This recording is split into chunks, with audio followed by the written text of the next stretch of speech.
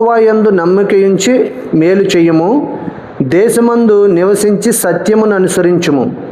యెహోవాను బట్టి సంతోషించుము, ఆయన నీ హృదయ వాంఛలను తీర్చును. నీ మార్గమును యెహోవాకు అప్పగింపుము, నీవు ఆయనను నమ్ముకొనుము, ఆయన నీ కార్యము నెరవేర్చును. ఆయన వెలుగు వలె నీ నీతిని, మధ్యాహ్నము వలె నీ నిర్దోషత్వమును వెల్లడిపరచును. అర్థమవుతుందా? నీతి అనేది మనము నీతిమంతులుగాను నిర్దోషులుగాను మనం ఉంటే మన యొక్క నీతి దేవుడు ఎలాగా బయలుపరుస్తాడంటే, ఆయన వెలుగు వలె నీ నీతిని, మధ్యాహ్నము వలె నీ నిర్దోషత్వమును వెల్లడిపరచును అని చెప్పేసి ఇక్కడ దేవుడు చెబుతున్నాడు కదా. ఎవరి కోసం చెప్తున్నాడు అంటే భక్తి పరుల కోసం, భక్తిని అనుసరించి దేవుణ్ణి ఎరిగిన బిడ్డల కోసం ఇక్కడ వాక్యం చెబుతుంది.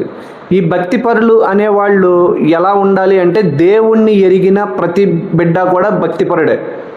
అయితే లోకములోను మరి మనము ఆరాధించే దేవుణ్ణి ఎరగని వారు కూడా చాలామంది దేవుళ్ళు కాని వాటిని దేవుళ్ళు అనుకుని ఆరాధించే వాళ్ళు కూడా భక్తిపరులుగా ఉన్నారు. ఎందుకంటే వాళ్ళు మనకంటే కూడా ఎక్కువ భక్తిని కనుపరుస్తారు.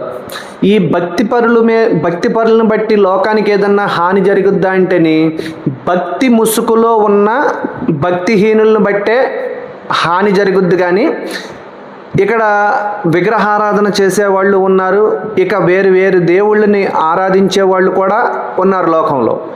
వాళ్ళు కూడాను నిజమైన భక్తిని అనుసరించే వాళ్ళు అయితే వాళ్ళ వల్ల లోకానికి కూడా ఎటువంటి ప్రమాదము ఉండదు. ఎందుకంటేని వారు మొదట దేవుణ్ణి నమ్ముతున్నారు, కాకపోతే వాళ్ళు నమ్మే విధానంలో కొంత లోపం ఉంటుంది కదా. ఎందుకంటే దేవుణ్ణి నమ్మే క్రమంలో దేవుడు కాని వాటిని దేవుడు అనుకుని నమ్ముతున్నారు కాబట్టి వాళ్ళ యొక్క భక్తి అయితే మంచిదే, కానీ వాళ్ళు భక్తిహీనులైతే కాదు. అర్థమవుతుందా?